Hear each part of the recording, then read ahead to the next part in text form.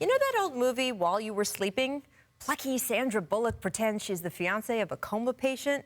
Romantic comedy stuff ensues, and by the time the guy wakes up from his coma, everyone's life has changed. That's basically what happened last night in Oakland, with the Warriors being the ones who started sleepwalking once they took a 31-point lead. And honestly, it's hard to blame them. Warriors-Clippers is a 1-8 matchup. The game was at Oracle. Boogie Cousins goes down, and even that doesn't cause the team to miss a beat. You've got Steph seeming deep in one of his Steph being Steph roles through the first 6 quarters of this season.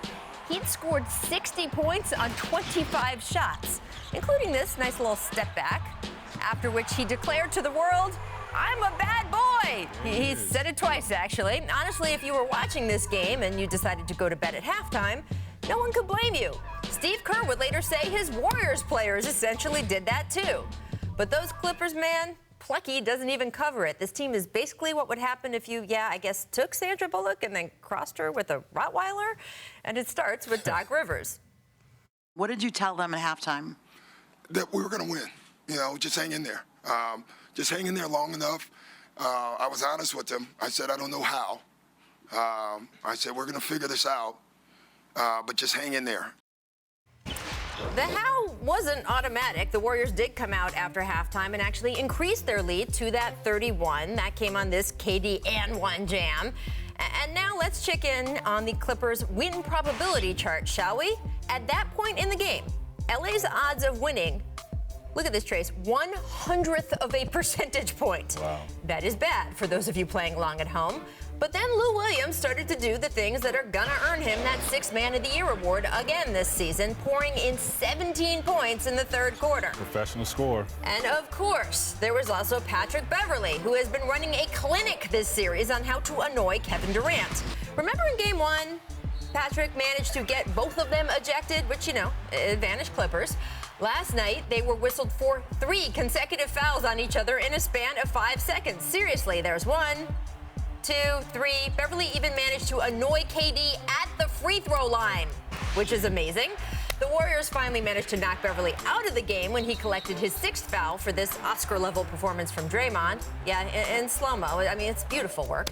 And Draymond goes to wave Pat as he goes to the bench, but KD would also foul out of this game with 9 turnovers compared to only 8 shots. And Lou Will and the Clippers just kept coming.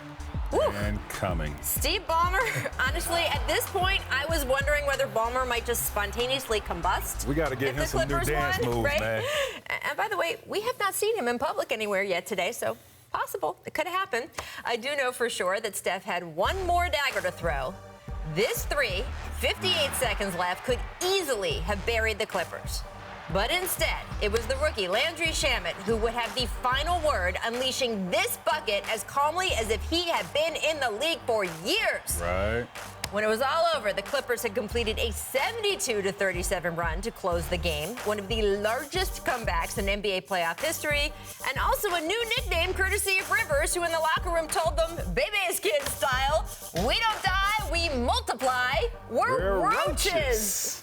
The internet also had a field day because, the Warriors had been ahead in this game by 31 points.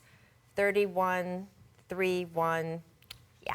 Also, remember yesterday when on The Jump we showed you this tweet from Steph congratulating Tiger Woods on, quote, the greatest comeback in sports history, and how much crap he took for that from fans who jumped to remind him of that 2016 finals? Be careful with your words. That got revived again late last night, too.